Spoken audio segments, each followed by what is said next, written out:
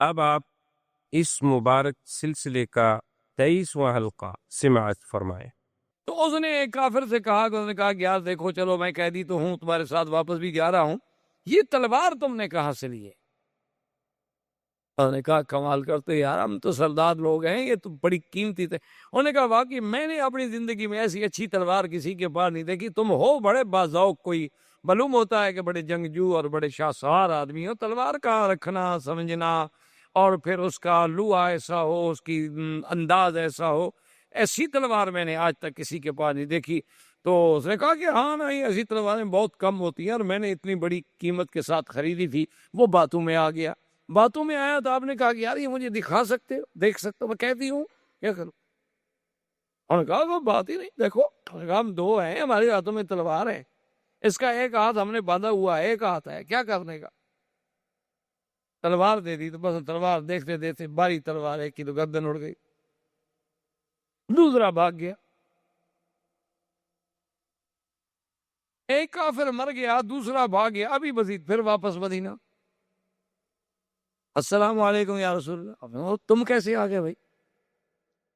اس نے کہا حضور دیکھیں، آپ نے اپنا وعدہ پورا کر دیا کہ میں مکے سے بھاگ کے آیا، کافروں نے مطالبہ کیا، آپ نے مجھے واپس کر دیا اور میں واپس چلا گیا۔ اب اگر ان سے لڑ بھڑ کے مار مور کے میں خود واپس آ جاؤں تو اب آپ کا معاہدہ تو پورا ہو چکا ہے، اب آپ مجھے اب نہیں واپس بھیج سکتے۔ ایک دفعہ آپ نے مجھے بھیج دیا، حضور نے فرمایا ان ھذا الرجل مسر حرب، یار یہ تو ایسا بندہ ہے کہ آگ جنگ کو بھڑکانے والا بندہ ہے، تو اس کے دماغ میں ہر وقت یہ لڑائی بڑھے گی فکر رہتا ہے۔ آپ نے فرمایا کہ نہیں بالکل، ہم تمہیں واپس کر۔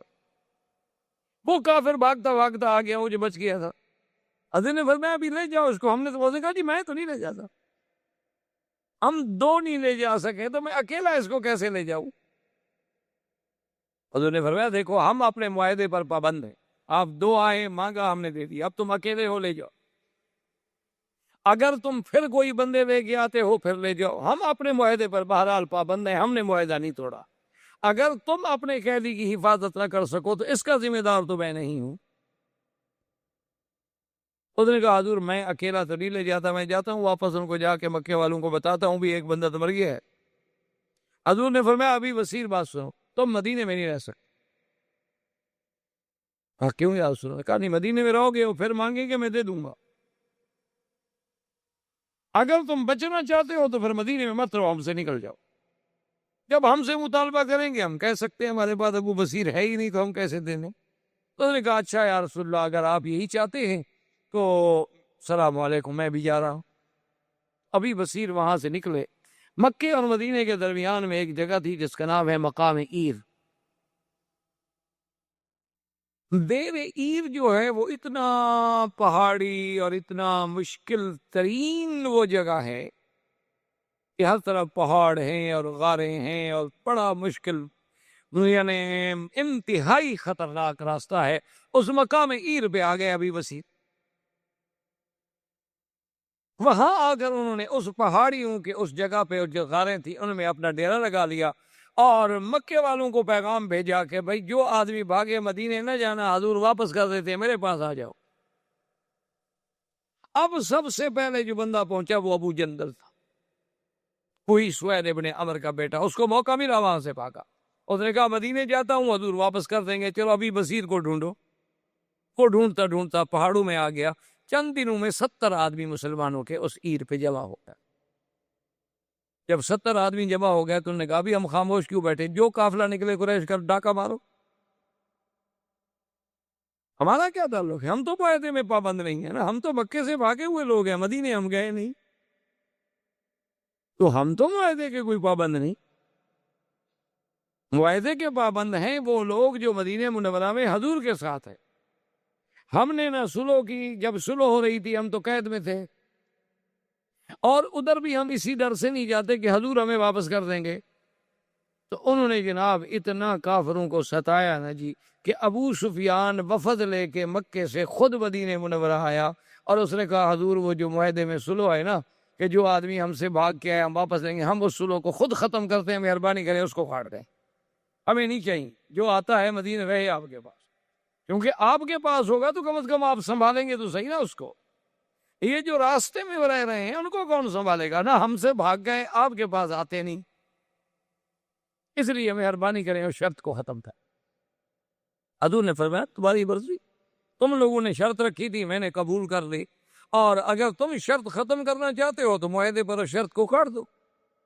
ابو سفیان نے کہا ہاں جی بالکل کاٹ دیں، ہم مطالبہ کرتے ہیں ختم کرنے کا، آپ نے تو مطالبہ نہیں کیا۔ حضور نے فرمایا عمر آج سمجھ آ گئی ہے جو تم کہتے تھے کہ اتنی کمزور شرط ہم کیوں قبول کر رہے ہیں۔ آج بتاؤ ابو سفیان وہ شرط کٹوانے آیا ہے کہ ہم گئے ہیں شرط کٹوانے کے لیے؟ جو بات میں نے کہی تھی وہ ٹھیک تھی کہ غلط؟ اس نے کہا حضور بالکل، واقعی اللہ کے رسول کی جو بات ہوتی ہے وہ ایک عام بندے کی فکر اور سوچ تو وہاں نہیں پہنچتی۔ تو وہ شرط جو تھی ختم ہو گئی اور ابو سفیان جو تھے واپس چلے گئے۔ حضور صلی اللہ علیہ وسلم نے اسی اثناء میں، کیونکہ قرآن پاک میں اشارہ ہو چکا تھا نا کہ آپ کو ایک فتح قریب، بہت جلد ایک فتح ہم آپ کو دیں گے، اس کے اشارات کے مطابق، اللہ کی وحی کے مطابق حضور صلی اللہ علیہ وسلم نے خیبر کا اعلان فرما دیا کہ ہم نے خیبر کو چل، اور یہ اول غزوۃ الذی ما ورا بها رسول اللہ، یہ پہلا غزوہ ہے جس میں حضور پاک نے اپنی بات کو چھپایا نہیں، ورنہ حضور صلی اللہ علیہ وسلم اگر کبھی غزوے پر تشریف لے جاتے تو کبھی صحابہ پہ ظاہر نہیں کرتے تھے کہ ہم نے کہاں جانا ہے۔ جانا مثلا مشرق میں ہوتا تھا تو کہتے تھے مغرب، اور مغرب میں ہوتا تھا تو مشرق، اصل بات واضح نہیں ہوتی تھی جب تک کہ سفر شروع نہ ہو، تاکہ دشمن تیار نہ ہو جائے۔ یہ پہلا موقع ہے غزوہ خیبر کا کہ حضور نے کہا سب کو بتا۔ حضور نے فرمایا کہ بالکل ہم نے خیبر جانا ہے۔ اور خیبر میں اصل وجہ کیا تھی؟ اصل قوت جو تھی نا کفر کی، وہ تو خیبر میں تھی، کیونکہ آپ سیرت رسول پاک صلی اللہ علیہ وسلم میں پڑھ چکے ہیں کہ حضور صلی اللہ علیہ وسلم نے بنی نظیر جو تھے ان کو اجازت دے دی تھی کہ سامان لے کے بس مدینے سے نکل گیا، وہ آ گئے تھے خیبر میں۔ بنی قریظہ جو تھے ان کے تو آدمی قتل کر دیے گئے، بنو نظیر جو تھے ان کو وہاں سے اجلا کیا گیا، یعنی نکالا گیا، جلا وطن کیا گیا، لیکن قتل نہیں کیا گیا، وہ اپنی پوری قوت لے کر خیبر میں۔ اور بنی قینقاع یہ بھی قبیلہ ہے یہود کا، اس کے لوگ جو تھے وہ مدینے میں رہ گئے، کیونکہ حضور نے عبداللہ ابن ابی کو دے دیا کہ تمہارے حلیف ہیں تو چلو ہم ان کو چھٹی دیتے ہیں، کچھ نہیں کہتے، وہ مدینے میں رہ گئے۔ اور یہ بنو نذیر ہی تھے جن کے بڑے بڑے لیڈر جو تھے ہوئی ابن اخطب، اور اس کے بعد جناب ان کا سلام ابن مشکم، اس کے بعد ابن ابی الحقیق، یہ بڑے بڑے لوگ جو تھے یہی تو تھے جن نے جا کے قریش کو ابھارا، قریش کا لشکر تیار کیا، بنو غطفان کو ابھارا، بنو فزارہ کو ابھارا، بنو سلیم کو ابھارا، اور احزاب کو جمع کر کے خندق کے موقع پر مدینے پہ چڑھائی کی۔ اس کا اصل سبب تو یہ بنو نذیر تھے، خیبر والے۔ تو حضور صلی اللہ علیہ وسلم نے حکم دیا کہ ہم نے خیبر کیا،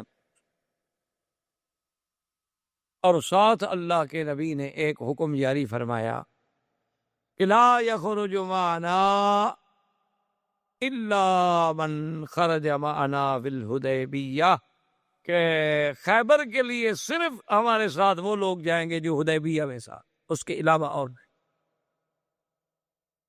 کیوں؟ حدیبیہ میں گئے، عمرہ نہ ہوا، واپس آ گئے، تو حضور پاک یہ چاہتے تھے کہ اب جو اللہ غنیمت دے، فتح دے، تو انہی لوگوں کو دے، کیونکہ وہ اتنا مشقت کا سفر کر چکے۔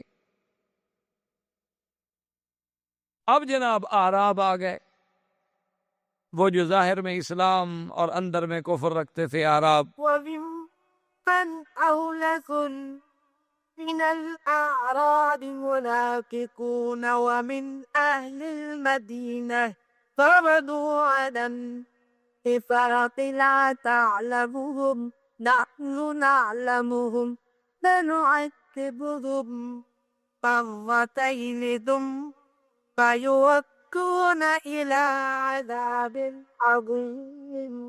وہ اعراب آ گئے، انہوں نے کہا کہ یا رسول اللہ صلی اللہ علیہ وسلم، ہمیں معلوم ہوا ہے کہ آپ خیبر کے لیے تشریف لے جا رہے ہیں، تو حضور ہمیں حکم دیں، ہم بھی تو جہاد میں شریک۔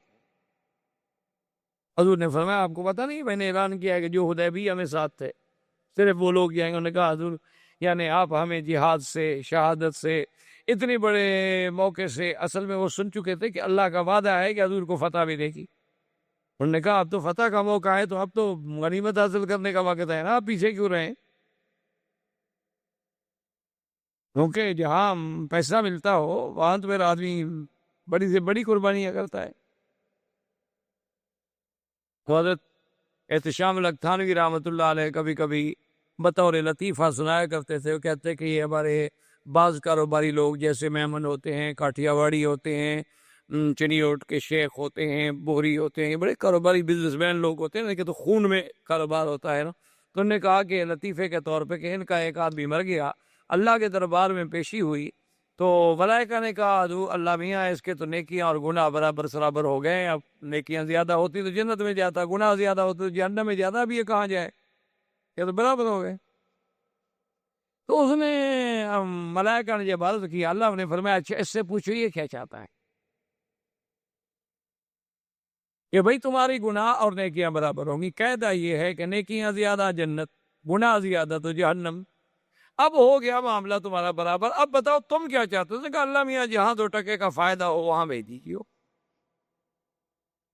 اصل بات تو صرف یہ ہے کہ جہاں 2 ٹکے کا فائدہ ہو ہمیں وہاں بھیج دیں, ہمیں جنت جہنم سے کوئی مسئلہ نہیں. جیسے ہمارے ہرائی ہوتے ہیں, ہرائی برادری ہے نا, ہرائی جو کہلاتے ہیں, وہ بھی کہا کرتے ہیں, چودھری محمد علی وزیر اعظم جو ہوتے تھے وہ کہتے ہیں ہماری قوم ایسی ہے کہ نعوذ باللہ ثم نعوذ باللہ, اللہ میاں اگر ان کو جہنم بھیجنے کا فیصلہ کرتے ہیں تو وہ کہیں گے اللہ میاں پانی کا انتظام کر دیں, باقی جہنم میں بھی ہم کھیتی باڑی کر لیں گے, آپ صرف پانی کا بندوبست کر دیں, پانی مل جائے تو پھر زمین بنانے کے ہم ماہر ہیں. اور بہرحال کہنے کا مقصد یہ تھا کہ اب چونکہ ذاتی لالچ, انہوں نے کہا حضور مہربانی کریں ہمیں تو جہاد سے محروم نہ کریں. حضور نے فرمایا اچھا ایک فیصلہ, اگر آپ لوگوں کو واقعی جذبہ جہاد ہے اور شوق شہادت ہے تو آپ جا سکتے ہیں خیبر ہمارے ساتھ, لیکن جو غنیمت کا مال ہوگا وہ تمہیں نہیں ملے گا, وہ صرف ان کو ملے گا جو حدیبیہ میں. انہوں نے کہا اچھا ایسی بات ہے جی, پھر سوچتے ہیں, کیونکہ اب تمہارے غنیمت نہیں ملا, اب کیسے جائیں؟ اب جناب ختم ہو گئے. اب حضور صلی اللہ علیہ وسلم نے خیبر کے لیے تیاری فرمائی تو پورے اپنے اسی لشکر کو ساتھ لیا جو لشکر آپ کے ساتھ حدیبیہ میں تھا. صرف روایات میں آتا ہے کہ 5 آدمی پیچھے رہ گئے جو بیمار تھے, وہ واقعتاً معذور تھے, وہ نہ جا سکتے. حضور صلی اللہ علیہ وسلم نے جب یہاں سے اپنے سفر کا ارادہ کیا تو یہ سفر محرم میں شروع ہوا 7 ہجری, لیکن محرم کے مہینے میں جنگ نہیں ہو سکتی کیونکہ محرم کا مہینہ جو ہے وہ اشہر حرم میں تھا جس میں جنگ کرنا منع ہے. لیکن حضور کا مقصد یہ تھا کہ چونکہ ایک تو سفر ہے اور پھر اونٹوں کا سفر ہے, کوئی کار پہ یا ہوائی جہاز پہ تو جانا نہیں ہے, تو لہٰذا یہ ہے کہ اتنے وقت تک ہم استعداد پیدا کریں گے, لیکن لڑائی تو سفر میں ہوگی, لڑائی تو محرم میں نہیں ہو. اور بنی قینقاع جو تھے وہ جو یہودیوں کا ایک چھوٹا سا قبیلہ رہ گیا تھا مدینہ منورہ میں, ان کو جب پتہ چلا کہ حضور پاک تو خیبر کے لیے جا رہے ہیں تو ان بدبختوں نے فوراً ایک آدمی بھیجا خیبر کہ تم تیار ہو جاؤ, اللہ کے نبی آ رہے ہیں. ان کا آدمی تو پکڑا گیا. عبداللہ ابن ابی ابن سلول جو رئیس المنافقین تھا, اس نے بنی اشجع کے ایک آدمی کو بھیجا, وہ پہنچ گیا, اس نے جا کے خیبر اطلاع کر دی کہ اللہ کے نبی آ رہے ہیں, تیار ہو جاؤ. اب انہوں نے بڑے بڑے لوگوں کو اکٹھا کیا کہ ہم کیا کریں.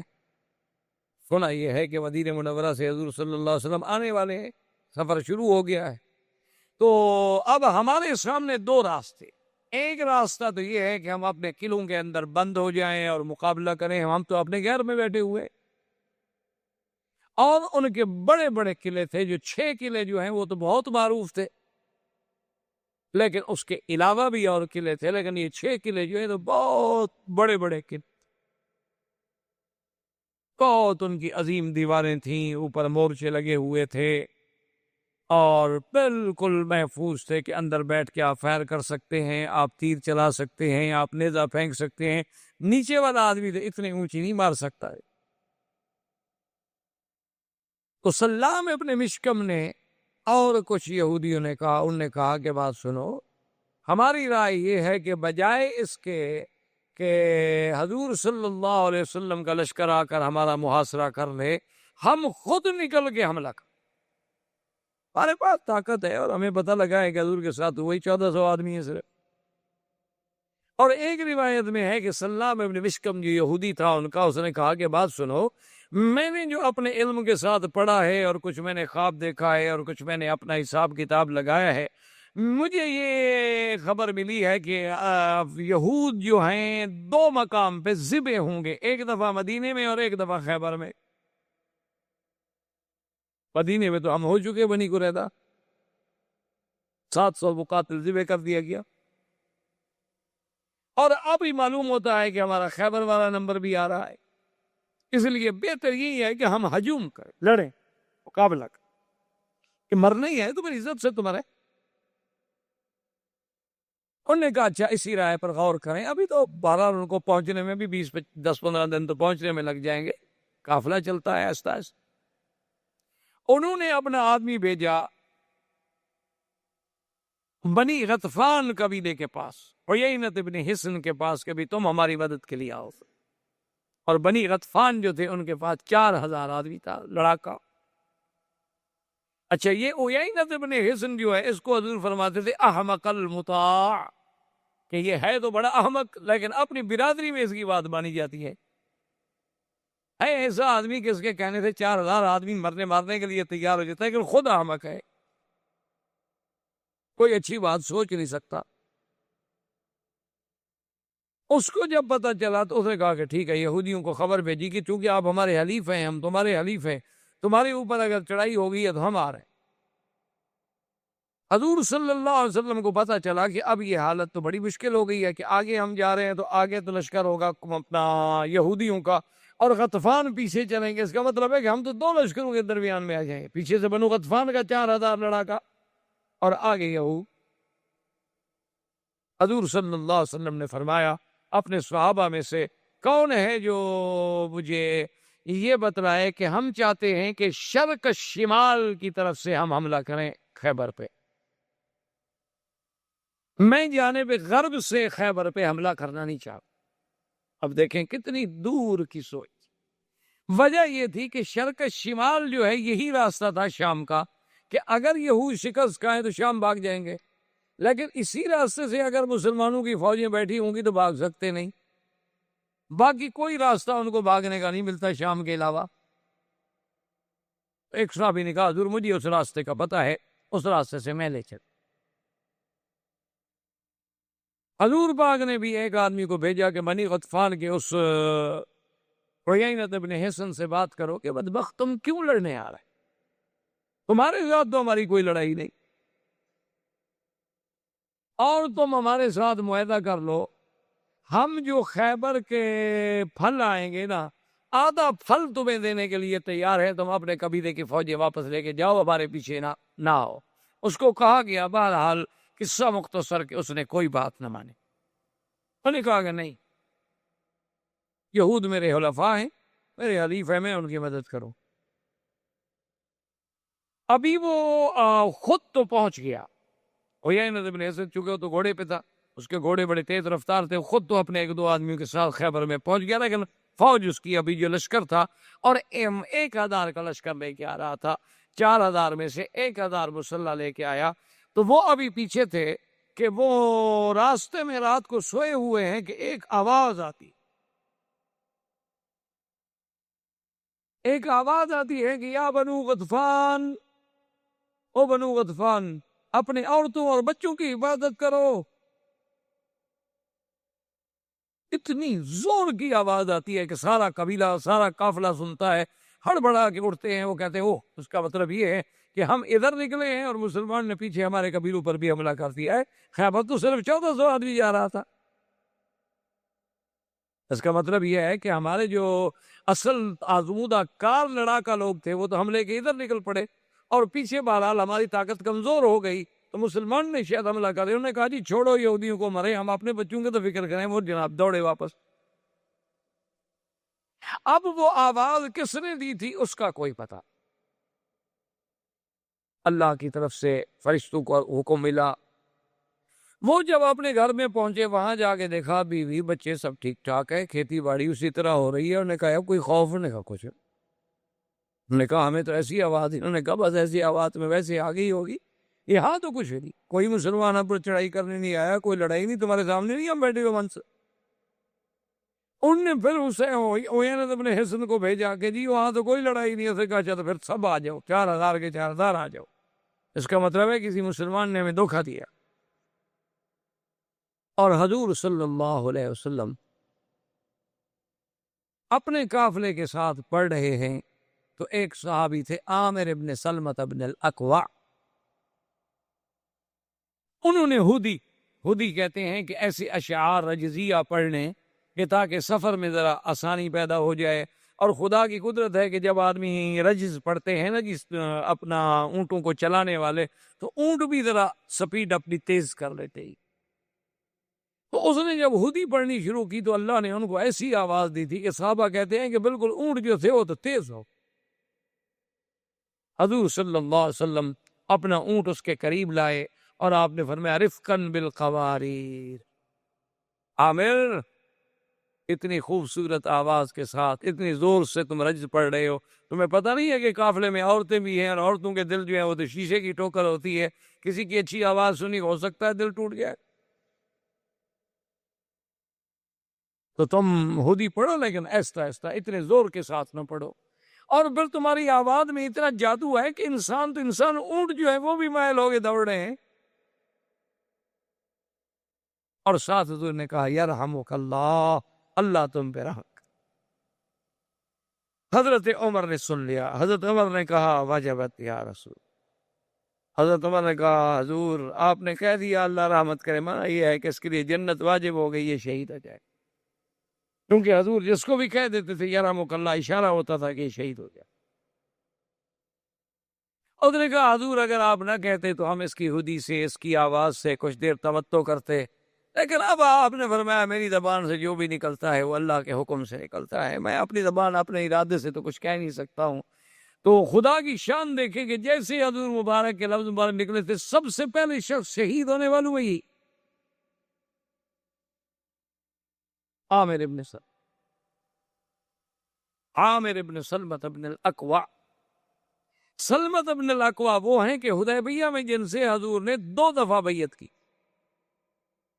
یعنی ایک دفعہ وہ بیعت کر گئے، حضور نے پھر بلایا کہ سلمہ بیعت کرو، تو کہا حضور بیعت ہو، حضور میں تو بیعت کر چکا ہوں، حضور فرمایا پھر بیعت، کیونکہ سلمت ابن الاکوع اتنا اللہ نے ماشاءاللہ قوت والا انسان بنائے تھے، یہ اتنی تیز رفتار آدمی تھا کہ ایک دفعہ قریش نے گھوڑے سوار ہو کے گھوڑوں پہ سواروں نے مقابلہ کیا لیکن یہ پیدل بھاگ گئے اس، یعنی گھوڑے نہیں پکڑ سکے، اتنا تیز چلنے والا آدمی۔ ان کے بیٹے تھے عامر ابن سلمۃ ابن الاکوع۔ اب اسی سے اندازہ کریں کہ لشکر صحابہ کا ہو، سرکار دو جہاں قیادت کر رہی ہوں، اور ہدی رجز پڑھنے والا بھی صحابی ہو، کوئی وہاں آلات موسیقی بھی نہیں ہے، لیکن اس میں بھی حضور کہیں کہ عورتوں کے دل پہ چوٹ لگ سکتی ہے، اور یہاں تو ہمارے گھروں میں تو میرے خیال میں ہر وقت گانے ہی صرف عورتوں کے لیے ہوتا ہے، جی گھر میں بیٹھی ہیں بیچاری اکیلی کیا کریں، ہم تو جی ڈپٹی پہ چلے گئے نا، وہ اکیلے جو بیچاری بیٹھی ہے آخر اس کے لیے بھی کوئی مشغولیت کوئی مصروفیت، کیونکہ وہ تلاوت قرآن تو مشغولیت بن نہیں سکتی، حدیث کا مطالعہ بھی مشغولیت نہیں بن سکتی، سونا عورت کے لیے بہت مشکل ہے، اس کو بولنے کی عادت ہوتی ہے، اس نے بولنا تو ہے نا، آخر کوئی تو بولے، کوئی نہ بھی بولے تو کم از کم شیشے کے سامنے کھڑی ہو کے بھی بولتی رہے گی، کیونکہ اس نے تو کیا کرے آخر۔ تو جب یہ عالم ہو تو خود اندازہ لگا لیں کہ ہمارے اس غنا کا اور گانے کا کیا اثر ہوتا ہے معاشرے پر، اور ہمارا آج معاشرہ جو ہے وہ کہاں جا رہا ہے، اس کو اب آپ خود سوچ۔ تو حضور صلی اللہ علیہ وسلم کا لشکر جب خیبر کے قریب آیا تو صحابہ نے اللہ اکبر اللہ اکبر اللہ اکبر لا الہ الا اللہ، تحلیل تکبیر تسبیح۔ حضور نے فرمایا کیوں اتنے زور سے، انکم لا تدعون صما ولا غائبا، تم کو اس رب کو پکار رہے ہو جو غائب ہے، سنتا نہیں ہے، اتنا زور زور سے کیوں پکار رہے؟ استب تو حضور صلی اللہ علیہ وسلم تکبیر و تحلیل کے اس ذوق میں، اچھا خدا کی شان دیکھیں کہ کو یہودیوں نے فیصلہ کر لیا ابھی قلعہ بند ہو گیا، یہودی سب قلعہ بند، اور انہوں نے کچھ گھوڑے سوار رکھے تھے جو صبح جائیں نکلیں اور پتہ لگائیں کہ قافلہ حضور صلی اللہ علیہ وسلم کا آیا ہے کہ نہیں آیا۔ پہلے گھوڑے والے جاتے تھے اور اس کے بعد جو ہیں پھر وہ مزارے جو زمین میں کام کرتے ہیں کھیتوں میں باغوں میں وہ جاتے تھے۔ اللہ کی شان دیکھیں جس رات حضور نے داخل ہونا ہے وہ گھوڑے والے بھی سو گئے، مزارے بھی سو گئے۔ صبح جب آنکھ کھلی تو دھوپ نکل آئی تھی، انہوں نے کہا یہ کیا ہو گیا؟ انہوں نے کہا بس آنکھ نہیں کھلی۔ انہوں نے مجھے بھی ان سے کہا بھی اب تو کافی دن چڑھ گیا ہے، اب تو نگرانی کرنے کی ضرورت نہیں، آپ چلے جائیں۔ تو اسی رات میں اللہ کے نبی داخل ہو۔ بات زندگی باقی تو بات باقی انشاءاللہ۔ برادران اسلام، واجب الاحترام بزرگوں، دوستوں، بھائیوں، عزیز نوجوانوں، دروس سیرت نبویہ علی صاحبہ الف الف الصلاۃ والتحیہ کے ضمن میں ہم نے بات جو تھی وہ تقریباً خیبر تک سلسلہ درس جو ہے وہ پہنچا۔ اس غزوہ خیبر کی تفصیل کے عرض کرنے سے پہلے اللہ کے قرآن کی ان آیات کو ذرا توجہ کے ساتھ اپنے ذہن میں رکھ لیں، کیونکہ دراصل سیرت نبوی جو ہے، جیسا کہ سیدہ عائشہ صدیقہ رضی اللہ تعالی عنہ کا فرمان ہے کہ جب حضور صلی اللہ علیہ وسلم کی سیرت، آپ کے اخلاق، آپ کے خلق کے بارے میں بی بی عائشہ سے پوچھا گیا تو بی بی عائشہ صدیقہ نے ایک جملے میں سرکار دو جہاں کی سیرت بیان فرمائی۔ یعنی آپ حیران ہوں گے کہ اللہ نے سیدہ عائشہ صدیقہ رضی اللہ تعالیٰ عنہ کو کتنا علم کے اندر گہرائی اور گہرائی عطا فرمائی تھی کہ ایک جملہ اور اسی میں ساری سیرت بیان کو۔ بی بی عائشہ نے فرمایا کان خلقہ القرآن، اگر میرے محبوب کی سیرت دیکھنی ہے تو پھر قرآن دیکھ لو۔ یعنی جو قرآن میں ہے اس کا اگر عملی نمونہ دیکھنا ہے تو وہ محمد مصطفیٰ صلی اللہ علیہ وسلم۔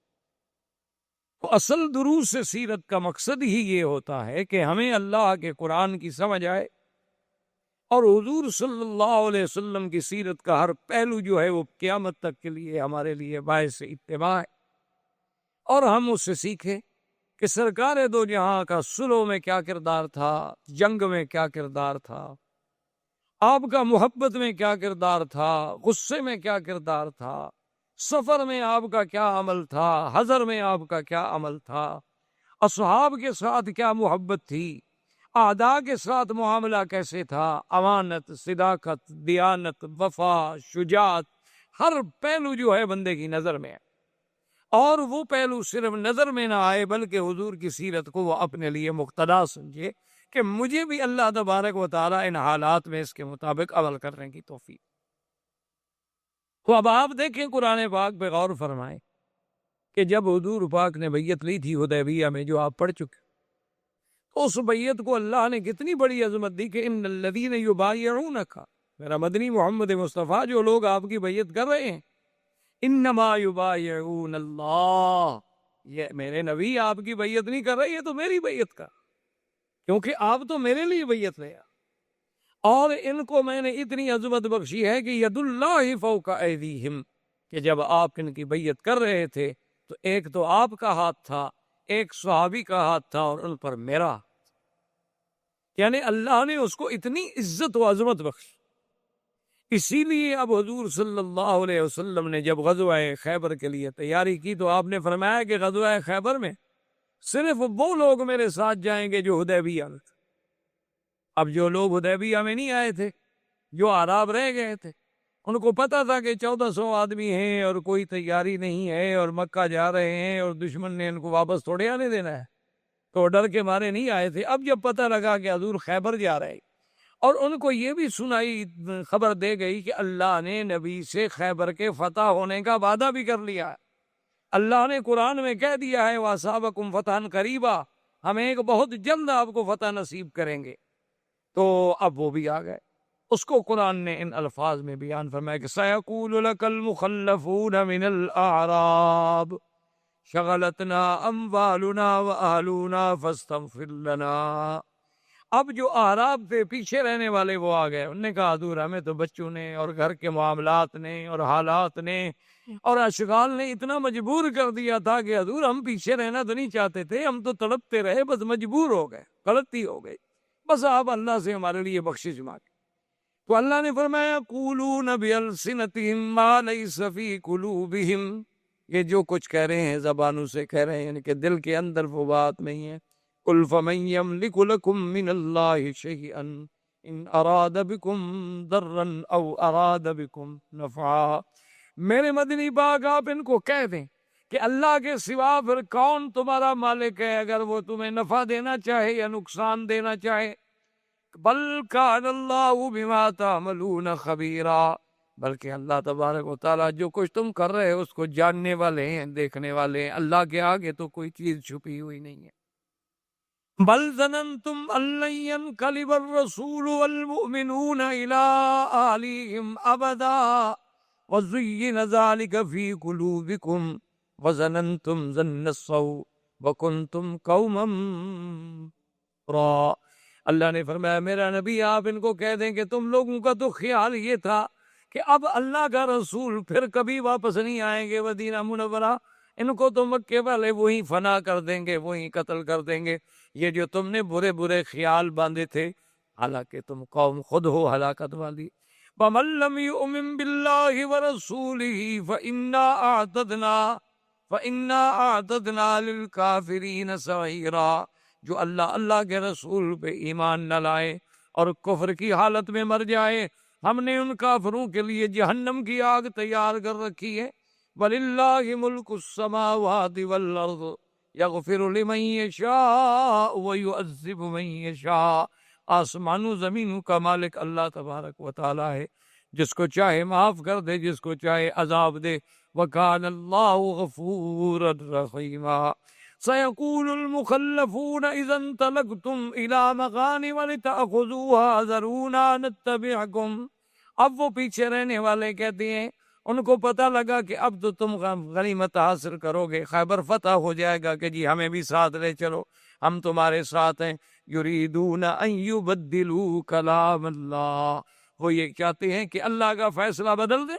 قل لن تتبعونا كذلكم قال اللہ من قبل فسيقولون بل تحسدوننا بل كانوا لا يفقهون الا قليلا. اللہ نے فرمایا میرا مدنی آپ ان کو کہہ دیں کہ تم ہمارے ساتھ ہرگز نہیں جا سکتے ہو. اب وہ کہتے ہیں اچھا تم ہمارے ساتھ حسد کرتے ہو کہ ہمیں بھی مال غنیمت مل جائے گا. اللہ نے فرمایا حسد کی بات نہیں, یہ جاہل ہیں, یہ بات کو سمجھتے نہیں.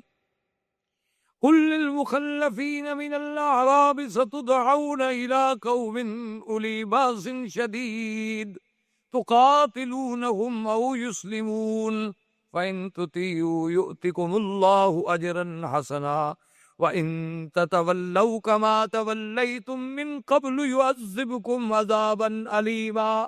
میرا مدنی آپ ان اعراب پیچھے رہنے والوں سے کہیں کہ بہت جلد اللہ تمہارا ایک قوم کے ساتھ مقابلہ کرائیں گے. ان کے ساتھ اگر تم نے صحیح معنی میں قتال کیا, صحیح معنی میں اللہ رسول کی اطاعت کی, تو اللہ تمہیں بہت بڑا اجر دیں گے.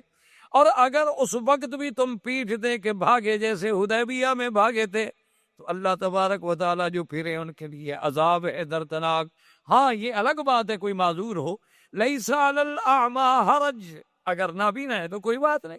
ولا علی الاعرج حرج, اگر کوئی لنگڑا ہے بیچارہ جی ہاتھ سے نہیں جا سکتا تو وہ بھی معذور ہے. ولا علی المریض حرج, اگر کوئی بیمار ہے غریب نہیں جا سکتا اس پر بھی کوئی گناہ نہیں. ومن یطع اللہ ورسولہ یدخلہ جنات تجری من تحتها الانہار ومن یتول یعذبہ عذابا علیما. اب اللہ نے پھر وہی کہا لقد رضی اللہ عن المؤمنین اذ یبایعونک تحت الشجرہ فعلم ما فی قلوبہم فانزل السکینۃ علیہم واصابہم فتحا قریبا.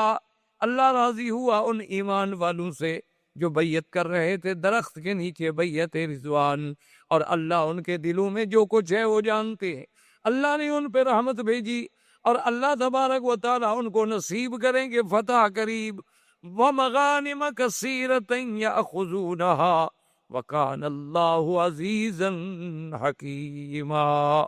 اور اللہ نے یہ بھی فرما دیا کہ اس کے علاوہ بھی ہم تمہیں اور بھی غنیمتیں عطا فرمائیں گے۔ وعدکم اللہ مغانم کثیرۃ تاخذونها وعجل لکم هذه، البتہ یہ غنیمت اللہ نے جلدی تمہارے لیے مقرر کر دی۔ وکف ایدی الناس عنکم ولتکون آیۃ للمؤمنین ویہدیکم صراطا مستقیما۔ اب وہ وجہ بھی اللہ نے بیان کر دی کہ حدیبیہ میں آخر صلح پہ اللہ نے راضی کر لیا، حضور کی اونٹنی رک گئی۔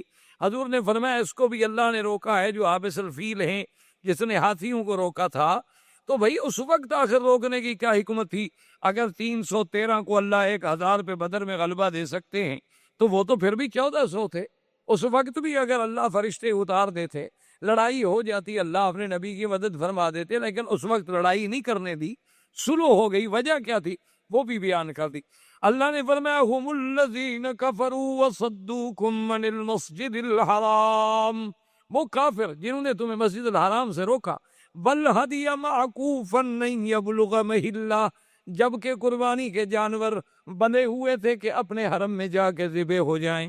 اللہ نے فرمایا ولولا رجال مؤمنون ونساء مؤمنات لم تعلموهم ان تطؤوهم فتصيبكم منهم معرة بغير علم ليدخل الله في رحمته من يشاء لو تزيلوا لعذبنا الذين كفروا منهم عذابا أليما۔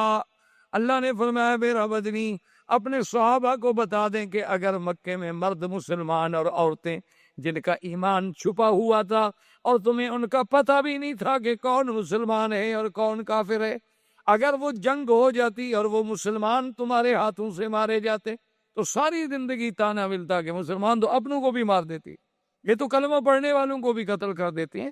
اس وقت ہماری حکمت تھی کہ ہم نے تمہیں جنگ سے روک دیا، سلو کر دی۔ اور میں نے جیسے عرض کیا تھا کہ آپ اندازہ کریں کہ 13 سال نہیں بلکہ 19 سال میں اسلام اتنا نہ پھیلا جتنا حدیبیہ کی صلح کے بعد پھیلا۔ یعنی 19 سال میں تو 3000 آدمی مسلمان ہوتا ہے، صرف 2 سال صلح کے بعد 10,000 آدمی حضور صلی اللہ علیہ وسلم کے ساتھ فتح مکہ پہ جاتا ہے۔ تو یہ اس فتح کا مقام تھا۔ اب جب حضور نے خیبر کی تیاری کی، حضور نے فرمایا کہ اس میں صرف وہ لوگ شریک ہوں گے جو حدیبیہ میں شریک۔ اب اعراب نے زور لگایا کہ نہیں جی ہم بھی جاتے۔ حضور نے فرمایا کہ اچھا اگر تمہارا جذبہ جہاد اتنا صادق ہے تو پھر تم ہمارے ساتھ چلو، تمہیں چلنے کی اجازت ہے، لیکن اگر اللہ نے مہربانی کی، جو اللہ کا وعدہ ہے وہ سچا ہوگا اور خیبر فتح ہو گیا، اللہ نے ہمیں غنیمت دی، تو ہم مال غنیمت سے تمہیں کچھ نہیں کہ، بس تم ثواب حاصل کرو، شہادت حاصل کرو۔ اب جناب وہ پیچھے ہٹ گیا، وہ تو جائے غنیمت لینے کے لیے رہتے، وہ لڑنے کے لیے تو نہیں جا رہے۔ حضور صلی اللہ علیہ وسلم نے لشکر چلایا اور بڑی مشقت کا سفر کرتے کرتے کرتے حضور صلی اللہ علیہ وسلم کا لشکر جو ہے وہ خیبر پہنچ۔ اور اس معاملے میں حضور صلی اللہ علیہ وسلم نے ہراسہ جو تھی یعنی لشکر کی حفاظت، یہ ذمہ داری سیدنا عمر رضی اللہ تعالی عنہ کے سپرد کی، اور تموین جو تھی کہ بھی لشکر کی خوراک غذا تاکہ وقت پر ان کو چیز ملے، یہ ذمہ داری حضرت عثمان رضی اللہ تعالی عنہ کے سپرد۔ اب آپ اس بات کو سامنے رکھیں کہ خیبر جو ہے یہ اس زمانے میں بھی اور اب بھی، یعنی جزیرہ عرب میں تقریباً سب سے آباد ترین خطہ جو ہے وہ خیبر تھا۔ اس میں بڑے آباد سبھی زمینیں تھیں، بڑے چشمے تھے، باغات تھے، اور یہودی جب مدینے سے اجلا ہوئے تھے تو ان سب لوگوں نے بھی اسی خیبر کو اپنا مستقر بنایا تھا۔ اب خیبر جو ہے وہ 2 حصوں میں ہے، ایک حصے کو کہتے ہیں نطاق اور ایک حصے کو کہتے ہیں شق۔ پھر ہر حصے میں بڑے بڑے حصون تھے، حصون بنا قلعے، جیسے آپ نے دیکھا نا باب الملک عبدالعزیز سے نکلے تو آپ کو سامنے ترکوں کے زمانے کا بنا ہوا ایک بڑا قلعہ نظر آئے، کیونکہ پہلے دور میں لڑائیاں جو تھی ہوتی تھی تیر کی، تلوار کی، نیزے کی، بھالے کی، تو اس دور میں بہت کم قسم کی بندوقیں بھی ہوتی تھی، تو یہ قلعے جو تھے یہ بڑی حفاظت کا ذریعہ تھے کہ اب آپ قلعے کے اندر بیٹھے ہیں تو آپ کو تیر تو نہیں لگ سکتا، آپ کو کوئی نیزہ بھی نہیں مار سکتا، اور آپ اس سراغ سے دیکھ رہے ہیں اور وہیں سے بیٹھ کے آپ تیر مار سکتے ہیں۔ تو یہودی قوم جو ہے چونکہ یہ ابتدائی سے سرمایہ دار اور بڑی دولت مند قوم تھی، تو یہ جہاں جہاں بھی گئے انہوں نے بڑے بڑے قلعے بنائے تھے، بڑے بڑے برج بنائے تھے، تاکہ ان کے جو بادشاہ ہیں، ان کے جو وزراء ہیں، ان کے جو رائل فیملی کے لوگ ہوتے تھے، سردار ہوتے تھے، وہ سب ان بڑے بڑے قلعوں میں رہتے تھے۔ تو نطاق میں بھی قلعے تھے اور شک میں بھی قلعے، اور ان مشہور قلعوں میں حصن سعد بڑا مشہور قلعہ، اسی طرح قلعت الزبیر بڑا مشہور قلعہ، قلعت النزار بڑا مشہور قلعہ، یہ ان کے بڑے بڑے قلعے، بڑے بڑے حصے۔ اسی طرح پھر اس سے تھوڑا اگر دور جائیں تو وادی آتی تھی جس کو کہتے ہیں وادی منطقہ ام القریٰ، یہ بھی ایک بہت بڑی آبادی تھی، بہت بڑی وادی تھی، اس میں یہود آباد۔ اس کے ساتھ پھر ایک علاقہ تھا جس کو کہتے ہیں فدق، غصون فدق، یہ بھی یہودیوں کا علاقہ تھا، بڑے بڑے باغات تھے اور اس میں بھی ان کا علاقہ۔ اسی طرح ایک علاقہ تھا جس کو کہتے ہیں یہود تیمہ، یہ لوگ بھی یہود تھے اور اس علاقے میں بھی باغات تھے اور ان کے قلعے تھے، لیکن جو سب سے اہم جگہ تھی خیبر کی وہ شک اور نطاق تھا، اور اس میں جو اہم قلعے تھے وہ قلعہ اپنا ایک تو تھا حصن عامر، اور ایک تھا حصن السعد، اور ایک تھا اس میں حصن کفیبہ، اور ایک تھا اس میں قلعت الزبیر، اور ایک تھا اس میں قلعت النزار، یہ سب سے بڑے اہم۔ اب حضور پاک صلی اللہ علیہ وسلم تشریف لے گئے اور محاصرہ کر کے بیٹھ گئے۔ حضور صلی اللہ علیہ وسلم نے ان کا اس زمانے میں جو بادشاہ تھا وہ تھا کنانۃ ابن ابی الحقیق، اس کے پاس اپنا وفد بھیج۔ حضور صلی اللہ علیہ وسلم نے فرمایا کہ ہماری 3 شرائط، ان 3 شرائط میں سے جو شرط آپ کو قبول ہو، ہم اس 3 شرطوں میں سے کوئی ایک شرط اگر آپ قبول فرما لیں تو ہم ماننے کے لیے تیار۔ سب سے پہلی شرط تو یہ ہے کہ اسلم، اسلام ہو، ہم تم سب کو دعوت دیتے ہیں اسلام کی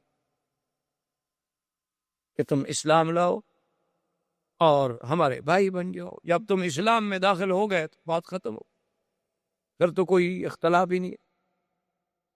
اور دوسری شرط یہ ہے کہ اگر تم اسلام قبول نہیں کرنا چاہتے ہو تو جزیہ، جسے آج کل مستشرقین اور اعداء اسلام مسلمانوں کے خلاف ایک بڑا پراپگنڈا کرتے ہیں، مسلمان ٹیکس لیتے ہیں اور لوگوں کو غلام بناتے ہیں اور لوگوں کو قیدی بناتے ہیں اور ان کی لڑکیوں کو کنیزیں بنا دیتے ہیں اور لڑکوں کو غلام بنا دیتے ہیں، عبد بنا دیتے ہیں، اور جو باقی بچ جائیں ان سے ٹیکس لیتے ہیں اور جزیہ لیتے ہیں اور یہ شور کرتے ہیں، یہ انتہائی ایک محض عداوت ہے۔ کون سا ملک ہے جو ٹیکس نہیں لیتا اپنے شہریوں سے؟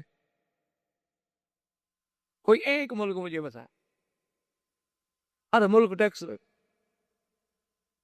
اور دوسری بات یہ ہے کہ آپ مجھے، آخر اللہ کا شکر ہے پڑھے لکھے لوگ ہیں آپ، مثلا ہم نے ایک ملک پہ چڑھائی کی، اللہ نے فتح دی، وہاں کے لوگ جو تھے مال جو ہے وہ بھی ملا، ان کے جوان بھی ملے اور لڑکیاں بھی ملی، قید ہو گئے۔ اب آپ مجھے بتلائیں کہ ان کے جو قیدی ہیں، جوان لڑکے ہیں یا لڑکیاں ہیں، ان کے بارے میں کیا کریں؟ یا تو ان کو قتل کر دیں، تو دشمن ہے،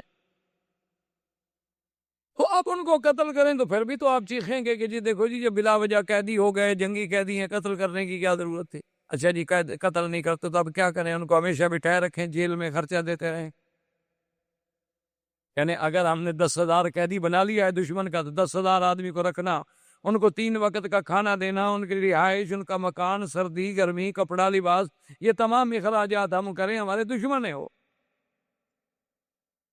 اب ہم ان کو چھوڑ دیں تاکہ اور کسی دشمن علاقے میں جا کے پھر وہ فوج لے کر ہم پر چڑھائی کریں۔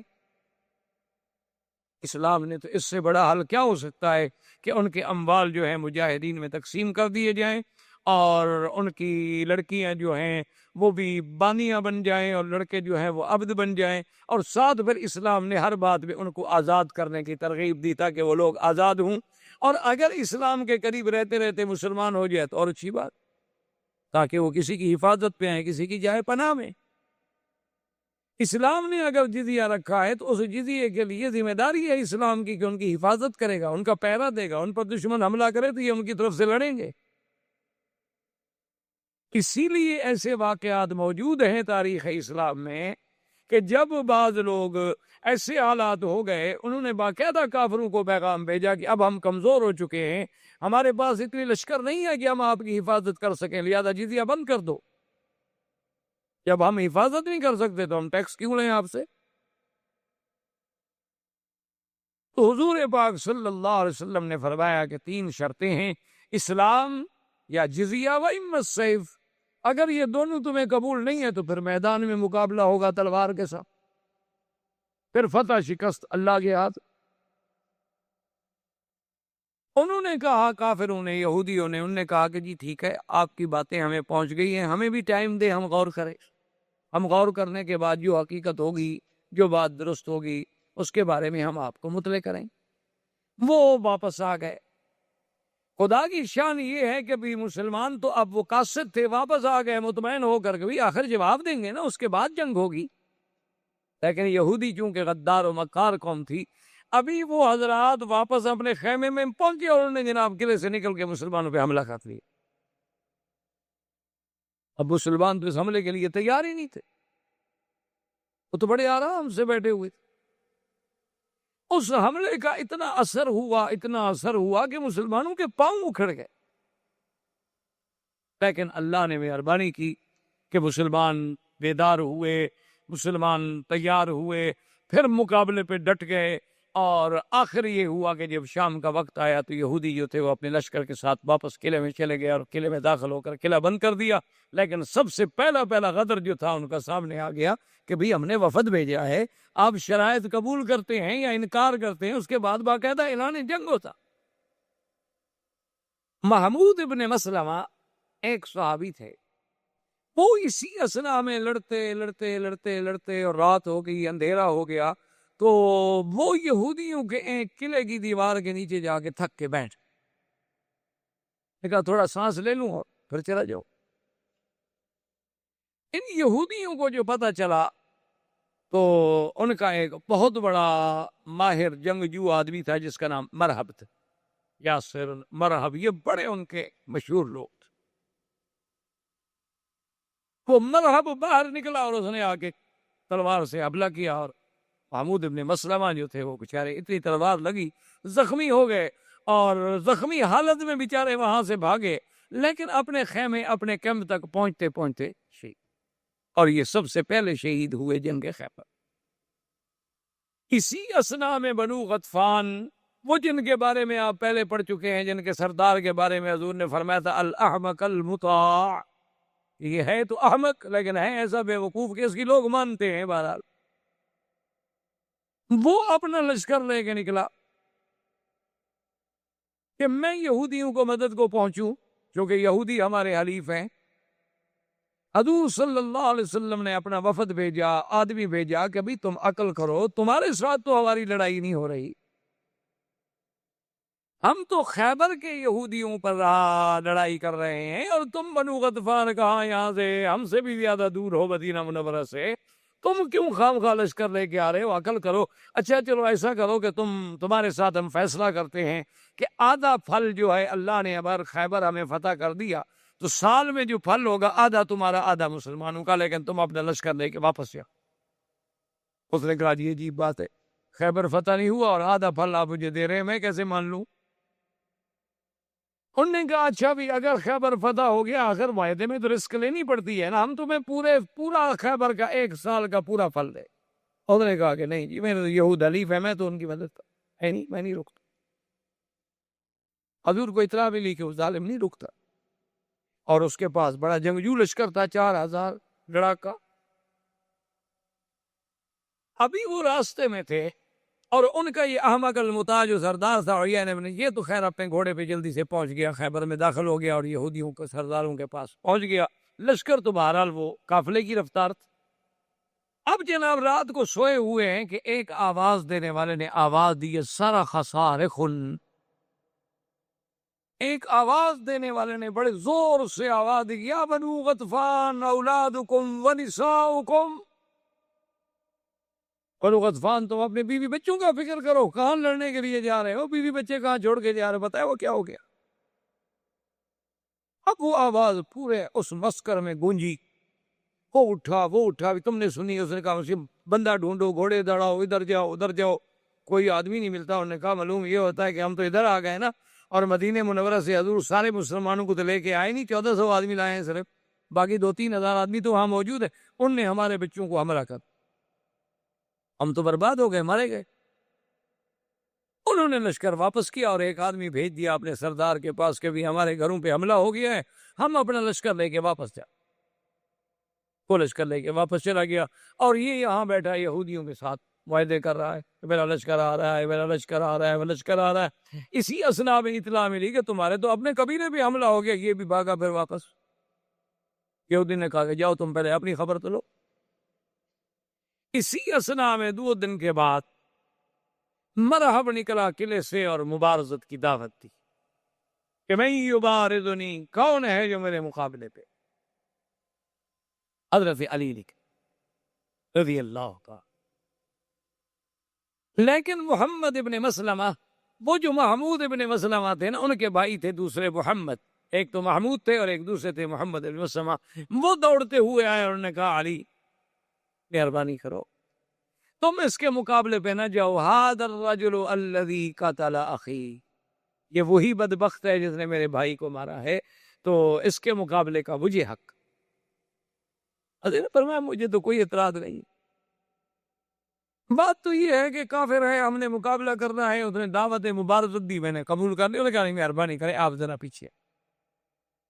حضرت علی پیچھے رک گئے۔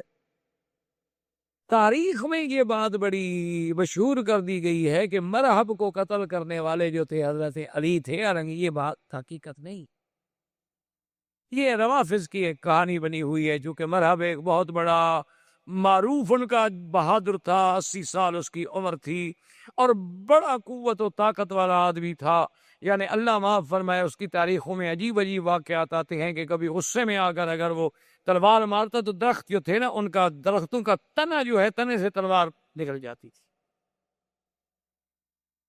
تو اس لیے پھر انہوں نے ایک شہرت دی۔ ورنہ یہ بات ہے نا کہ حضرت علی اگر اس کو ماریں یا نہ ماریں، حضرت علی کی شان میں کوئی کمی آ جائے گی، بس ایک تاریخی بات۔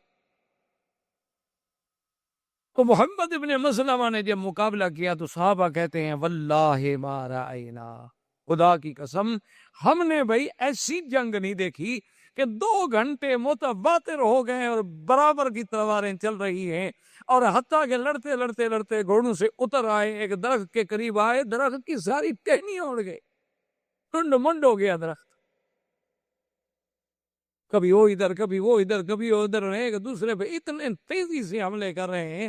صحابہ کہتے ہیں کہ ایسی لڑائی ہم نے نہیں دیکھی، جتنے بہادر ہیں ادھر بھی ادھر بھی سب دنگ کھڑے حال ہے۔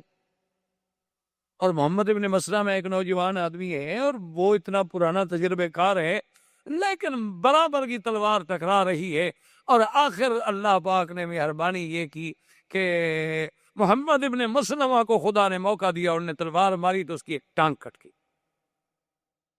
جب مرحب کی ٹانگ کٹی تو گر گیا، سیدھی سی بات ہے، ایک آدمی کا ایک ٹانگ کٹ جائے اور اتنی بلیڈنگ بھی ہو رہی ہو، خون بھی ہو رہا ہے، کتنا بڑا بہادر۔ جب وہ گرا درخت کے نیچے تو محمد بن مسلمہ نے غصے میں آ کر دوسری ٹانگ بھی کاٹ، اس کی دوسری ٹانگ جب کٹی اور محمد بن مسلمہ کھڑے، اس نے کہا فقتلنی، انہوں نے کہا دیکھو میں ہار گیا، مجھے قتل کر دو، اب مجھے کیوں عذاب دے رہے ہو؟ مجھے کیوں عذاب دے رہے ہو؟ بھی تم نے میری ایک ٹانگ کاٹ دی، پھر دوسری ٹانگ کاٹ دی، اب میں اٹھ کے لڑنے کے قابل ہوں، یا میں اٹھوں گا یا لڑوں گا؟ فقتلنی، میری گردن پہ تلوار پھیرو، مجھے چھڑاؤ، بس میں مان گیا کہ میں ہار گیا۔ قد ابن مسلمہ نے کہا کہ نہیں، میں بھی تمہیں اسی طرح تڑپتے دیکھنا چاہتا ہوں جیسے میرا بھائی تڑپتے ہوئے خیمے میں گرا تھا۔ تم نے بھی تو میرے بھائی کو وہاں قتل نہیں کیا نا، زخمی کر کے بھگا دیا تھا۔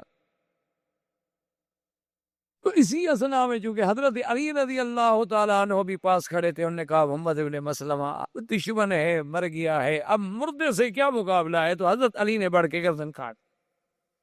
اس وجہ سے تاریخ میں یہ آیا کہ مرحب کا قاتل جو ہے وہ حضرت علی۔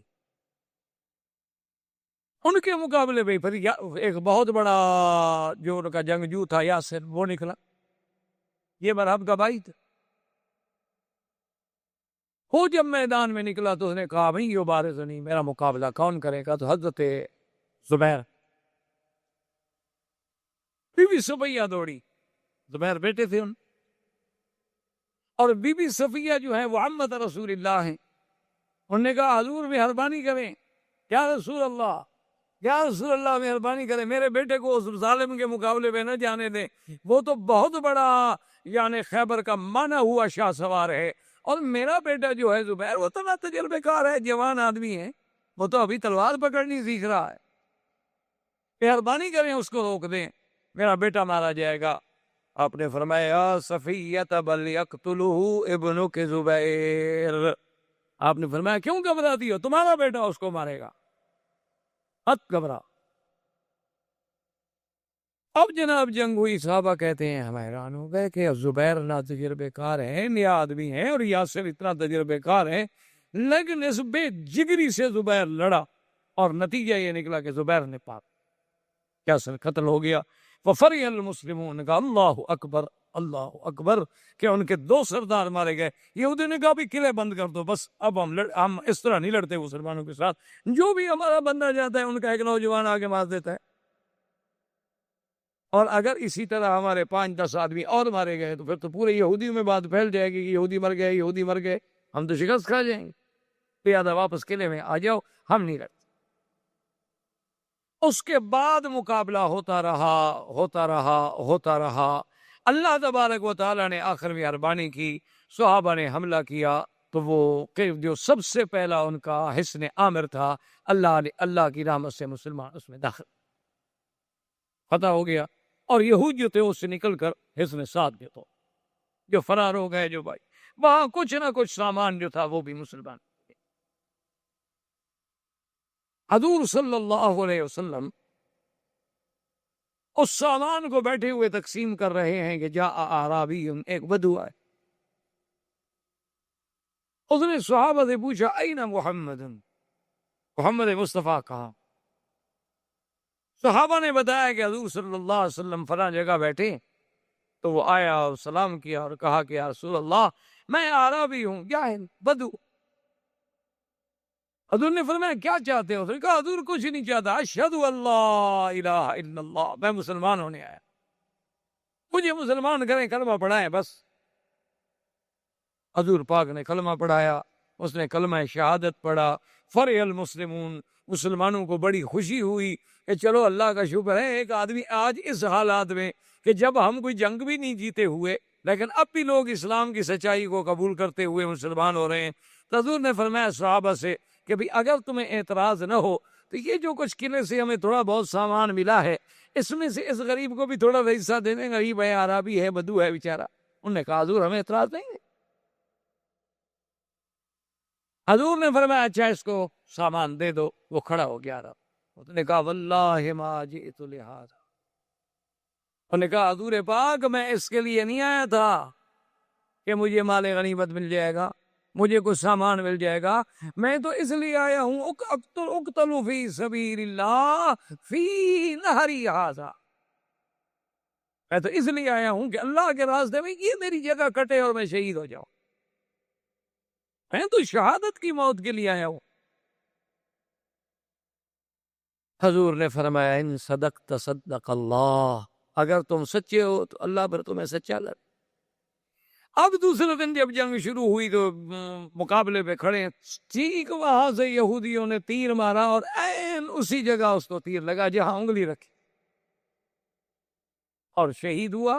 صحابہ اٹھا کے حضور نے فرمایا ہوا ہوا، یہ وہی آدمی ہے جو اگلے دن کہہ رہا تھا؟ انہوں نے کہا ہاں حضور یہ وہی آدمی ہے، اور جہاں انگلی رکھی تھی وہی تیر لگائے۔ آپ نے فرمایا واللہ قتل شہیدا وانا شہید علیہ، یہ اللہ کے راستے میں شہید ہوا اور محمد اس کا گواہ ہے صلی اللہ علیہ وسلم۔ صحابہ کہتے ہیں خدا کی قسم ہم نے تمنا کی کہ اے کاش اس کی جگہ آج ہم ہوتے۔ یہی وہ راز ہے میرا بھائی جو مسلمانوں کو اللہ نے عظمت دی ہے، جو کفر کو سمجھ نہیں آ سکتا۔ ابھی 1400 سال گزر گئے، ہم ایمان کے اضعف اضعف اضعف ترین حالت سے بھی نیچے گرے ہوئے ہیں۔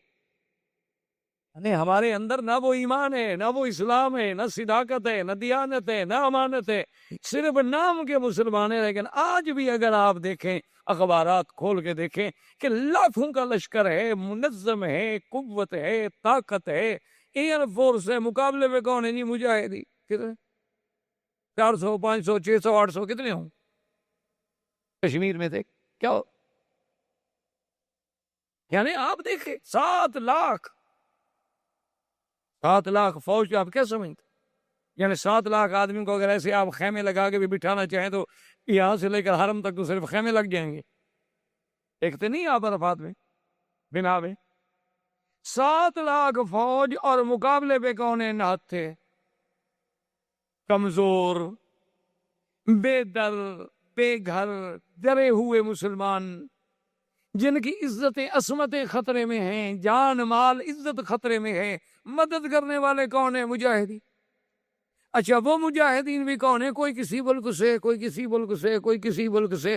وہ ایک جذبہ شہادت انہیں اٹھا کے لایا ہے کہ بھئی وہاں ہمارے مسلمانوں کی عصمت دری ہو رہی ہے، قتل ہو رہا ہے، ان کو ظلم ہو رہا ہے، چلو ہم پھر کیوں زندہ رہیں، ہم بھی جائیں ان کی مدد کریں۔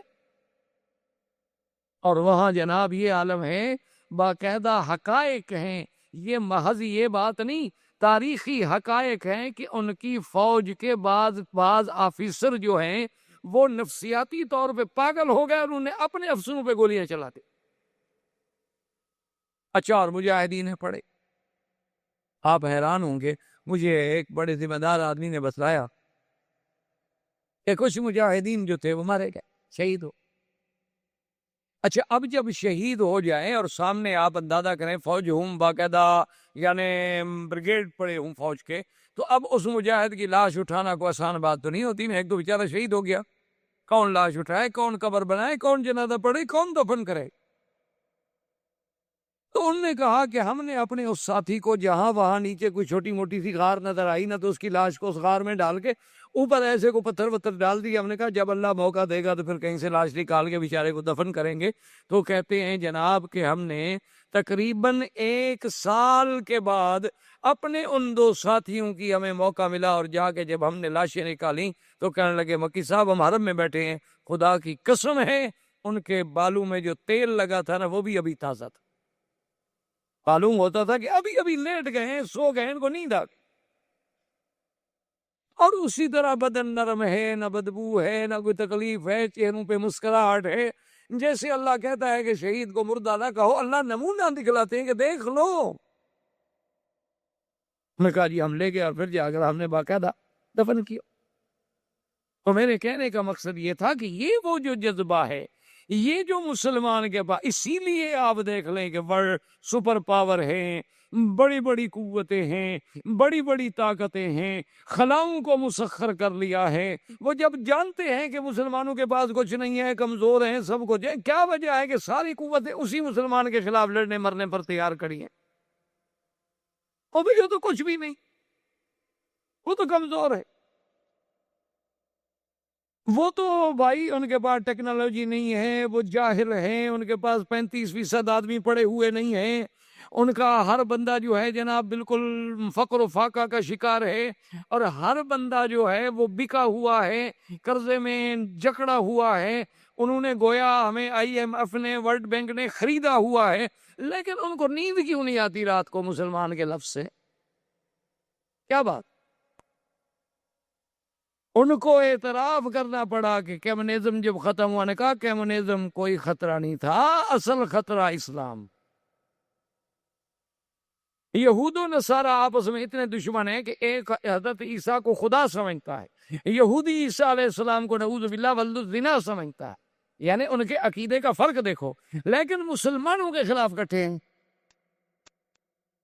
حتیٰ کہ پوپ نے ان کے گناہ بھی معاف کر دی، خطائیں بھی معاف کر دی۔ مسلمان کے خلاف لڑو، تمہاری خطائیں معاف ہے۔ اگر رشدی اسلام کو بکواس کرے، ہم جناب کروڑوں پاؤنڈ لگا کر تمہاری حفاظت کرنے کے لیے تیار۔ کیوں؟ وہ رشدی اوپر سے نکل آیا ہے، سونے کے قلم سے لکھتا ہے۔ رشدی کی کتاب لکھی ہوئی جو اس میں کوئی ہیرے اور موتی اور ٹانکے جڑے ہوئے ہیں، صرف یہ ہے کہ اس نے مسلمان کہلا کر اسلام کو ٹوکا ہے، مسلمان کہلا کر حضور کی ذات پہ اعتراض کیا، ازواج مطہرات پہ اعتراض کیا۔ اب دشمن کہتا ہے چلو یار کوئی ایک تو ایسا نکلا ہے نا جو مسلمان کہلاتا ہے اور پھر بھی اسلام کو تکلیف پہنچاتا ہے، بس ہمارے لیے تو یہ ہیرو ہے، وہ تسلیمہ نسرین ہو، وہ جناب رشدی ہو، وہ جناب پاکستان کے عیسائی ہوں توہین رسالت کرنے والے، ان کے لیے ہماری حکومتیں ایئرپورٹ پہ کھڑی ہوتی ہیں، ڈالروں کے چیک ساتھ ہوتے ہیں، ویزے پہلے لگے ہوتے ہیں، دوسرے ملک میں باقاعدہ ہوٹلوں میں کمرے بھی بک ہوتے ہیں۔ کیوں کہ حضور کو بکواس کیا ہے، عیسائی خوش ہو گیا اور ہم نے انہیں خوش کرنا ہے۔ یہ سارا کیوں ہوا؟ وجہ ہمارا ایمان ہے۔ آج بھی آپ ابو داؤد، آج بھی آپ حدیثوں کی کتابیں کھول کے دیکھ لیں، حضور نے فرمایا بہت جلد ایک وقت آئے گا جب پانی پہ لڑائی۔ اب آنے والی جنگیں دیکھ لیں، پانی پہ ہوں۔ حضور نے فرمایا پانی پہ لڑائی ہوگی اور یہود و نصارہ کی پوری قوتیں ایک طرف ہوں گی اور مسلمان ایک طرف ہوں گے، لیکن حضور نے فرمایا یاد رکھو فتح مسلمانوں کو۔ اب وقت آ رہا ہے، اسی لیے دیتا ہوئے ہیں سارے۔ تم نے تو قرآن پڑھا ہے نا طویل لکھنے کے لیے، کافروں نے قرآن طویل لکھنے کے لیے نہیں پڑھا، وہ سمجھتے ہیں قرآن میں کیا ہے۔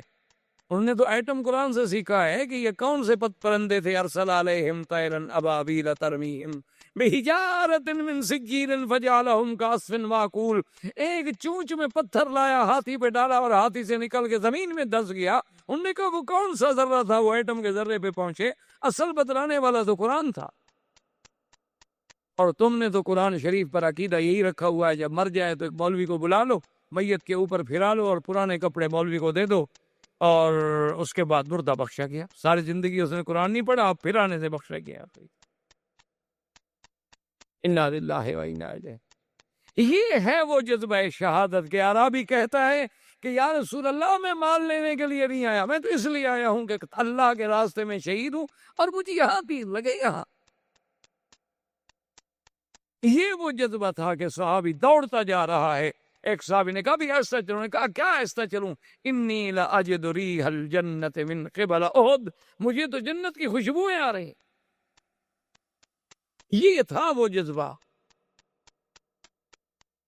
حضور صلی اللہ علیہ وسلم نے محاصرہ برقرار رکھا۔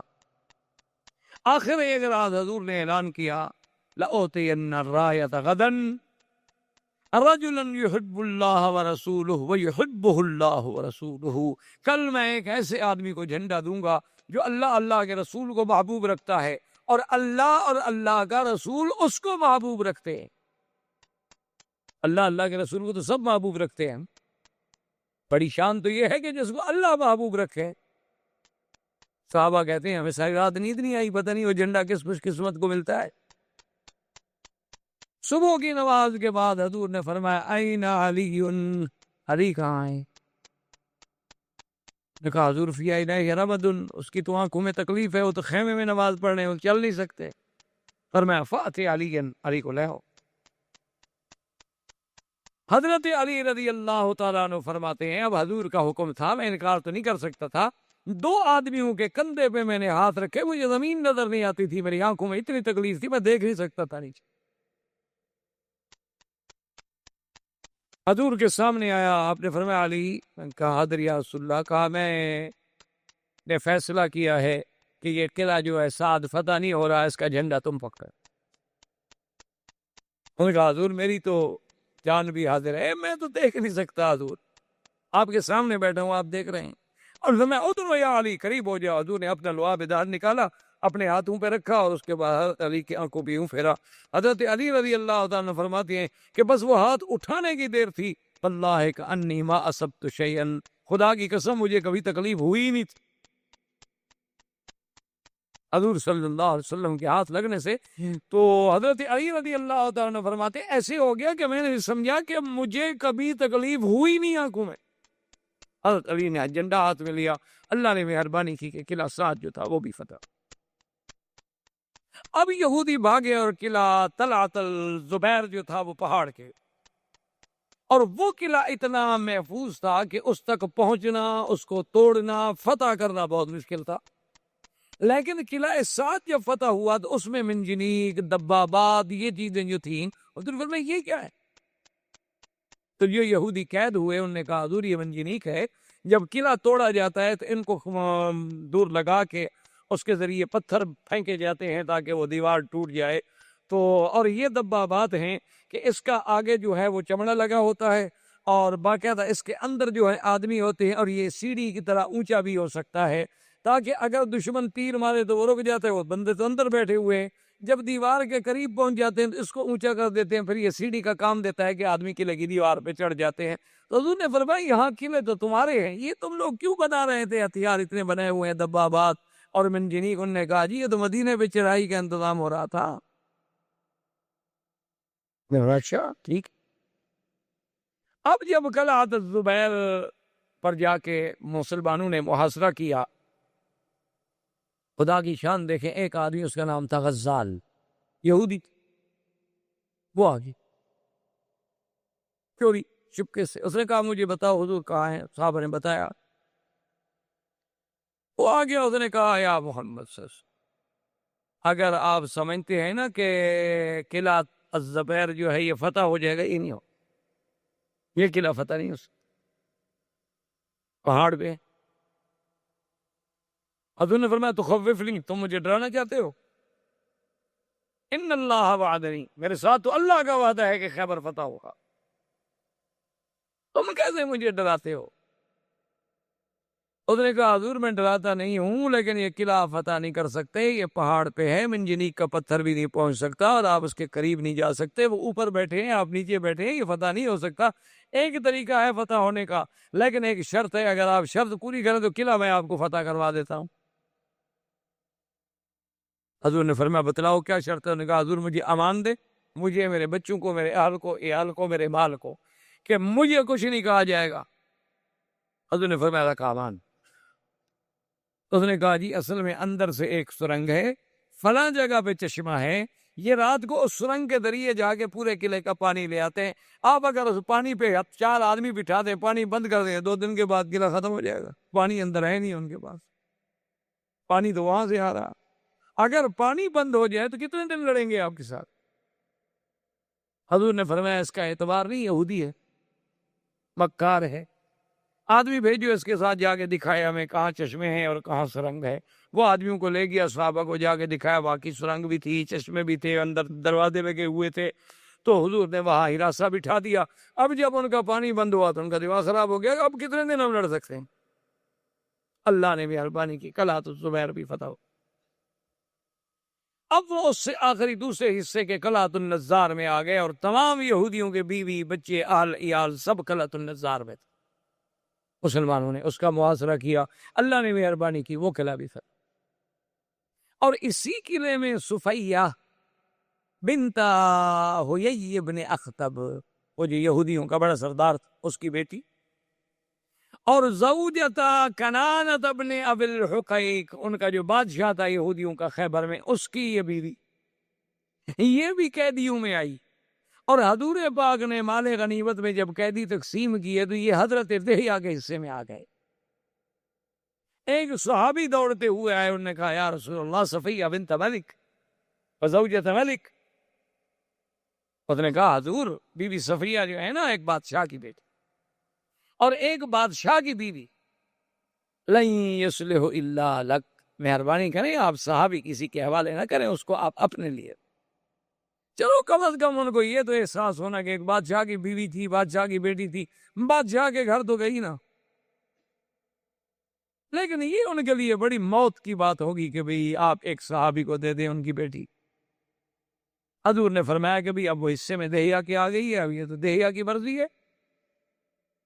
حضرت دہیا کو بلایا گیا تو حضور نے فرمایا کہ اس طرح مشورہ دیا کہ اس نے کہا واللہ ما رأیت، اس نے کہا یا رسول اللہ خدا کی قسم ہے میں نے تو اس وقت تک صفیہ دیکھی نہیں، میں نے تو اس کا چہرہ بھی نہیں دیکھا، آپ اگر لینا چاہتے ہیں اس سے بڑی خوشی کیا ہوگی مجھے۔ اور یہ بھی آپ تسلی فرما لیں کہ یہ نہیں کہ میں اس سے ملا ہوں، ما رأیت میں نے دیکھا بھی نہیں اس کو۔ تو بی بی صفیہ جو تھیں حضور پاک نے ان کو آزاد کر دیا، اور آزاد کرانے کے بعد حضور صلی اللہ علیہ وسلم نے ان کو اپنی زوجہ مطہرہ بنایا، امہات المومنین میں شامل ہوئیں۔ انہی کا وہ قصہ ہے جو صحیح حدیثوں میں بڑا مشہور ہے کہ بی بی صفیہ جو تھی ایک تو ان کا قد چھوٹا تھا، اور دوسرا اس میں تو کوئی شک نہیں نا کہ ہوئی ابن اخطب کی بیٹی تھی۔ تو بی بی عائشہ اور Bibi Bibi Zainab, Bibi Bibi Aisha Abi Bakr کی بیٹی تھیں، اور بی بی زینب جو تھیں اور بی بی حفصہ جو تھیں حضرت عمر کی بیٹی تھیں، اور بی بی زینب تو وہ تھی جن کا اللہ نے نکاح کیا تھا۔ ان کو چونکہ اتنا بڑا شرف حاصل تھا تو یہ چونکہ سوکنے تو سوکنے ہوتی ہے نا چاہے کسی دور میں بھی ہوں، تو بہرحال ان کو جب غصہ آتا، کبھی کوئی بات ہوتی، کبھی موقع ملتا، تو یہ صفیہ سے کہتے چپ رہو، تم کیا بات کرتی ہو، تم تو ایک یہودی کی بیٹی ہو۔ ایک دن حضور صلی اللہ علیہ وسلم آئے تو بی بی صفیہ رو رہی۔ حضور نے فرمایا معاذ تم کی کیوں رو رہی ہو؟ اس نے کہا رسول اللہ Bibi Bibi Aisha, Bibi Bibi Zainab, Bibi Bibi Hafsa ہر وقت مجھے چھیڑتی ہیں، کہتی ہیں کہ تم یہودی کی بیٹی ہو۔ کیا رسول اللہ اس میں میرا کیا قصور ہے اگر میں کسی کے گھر میں پیدا ہوئی؟ حضور نے فرمایا صفیہ تمہیں بھی تو جواب دینا نہیں آتا نا۔ حضور میں کیا جواب؟ وہ کہتی ہے میں ابو بکر کی بیٹی ہوں، وہ کہتی ہے میں عمر کی بیٹی ہوں، وہ کہتی ہے میرا نکاح اللہ نے عرشوں پہ کیا تھا، میں کیا جواب دوں حضور؟ حضور نے فرمایا عجیب بندی ہو تم ہو یہ ابن اخطب کی بیٹی ہو، اور تمہارا خاندان کا نسب جو ہے حضرت موسیٰ و ہارون سے ملتا ہے، تم تو اس کی اولاد سے ہو۔ نے کہا ہاں حضور یہ بات تو ہے۔ تو نے کہا تم ان کو جب جھگڑا ہو نا، جب تم ایسی بات کریں تو اس کو کہو کہ بات سنو کہ میرا جو باپ ہے اس کا نسب ملتا ہے موسیٰ علیہ السلام سے اور ہارون علیہ السلام سے، تو اب آپ یہ دیکھ لیں کہ میرا باپ جو ہے وہ نبی، اور میرا چاچا جو ہے وہ بھی نبی، اور اس کے بعد یہ بھی دیکھ لیں کہ میرا خاوند جو ہے وہ بھی نبی، تم زیادہ سے زیادہ کہ ابو بکر کی بیٹی ہو، کوئی نبی کی بیٹی تو نہیں ہو نا۔ تو چند دنوں کے بعد پھر جب جھگڑا ہوا تو بی بی صفیہ کو جب انہوں نے تانا دیا، اس نے کہا کہ انا بنت النبیین وزوجۃ النبی المصطفیٰ، میں دو نبیوں کی بیٹی ہوں، موسیٰ و ہارون کی بیٹی ہوں، اور محمد رسول اللہ کی بیوی ہوں، اور تم کیا ہے؟ ابو بکر کی بیٹی ہو، عمر کی بیٹی ہو، زیادہ سے زیادہ اور کیا ہے؟ وہ کوئی نبی تو نہیں ہے نا، بڑی شان بھی ہو۔ اب ان کے پاس کوئی جواب نہیں، کیا جواب دیں بی بی صفیہ کا؟ حضور صلی اللہ علیہ وسلم آئے، دیکھا کہ بی بی عائشہ اور بی بی حفصہ دونوں نے منہ جناب جھکایا ہوا ہے اور غصے میں ہیں، تو انہوں نے فرمایا ما بکم، کیا ہو گیا تمہیں، کیا بات ہے، کیوں اداس؟ انہوں نے کہا حضور اللہ نے آپ کو دین کے لیے بھیجا ہے، آپ بیویوں کو جھگڑا کرنا بھی سکھلاتے ہیں۔ اللہ نے تو آپ کو دین کے لیے بھیجا ہے، آپ نبی ہیں، رسول ہیں، آپ بیوی کو جھگڑا سکھلاتے ہیں، یہ صفیہ کی طاقت نہیں کہ جواب دے سکے، یہ آپ نے سکھلایا ہے۔ تو انہوں نے فرمایا جب تم اس کو تانا دیتی ہو بنت یہودیہ کا، وہ کس نے سکھلایا تھا؟ اگر میں نے اس کو سکھلایا ہے تو میں نے سچ سکھلایا ہے یا غلط سکھلایا ہے؟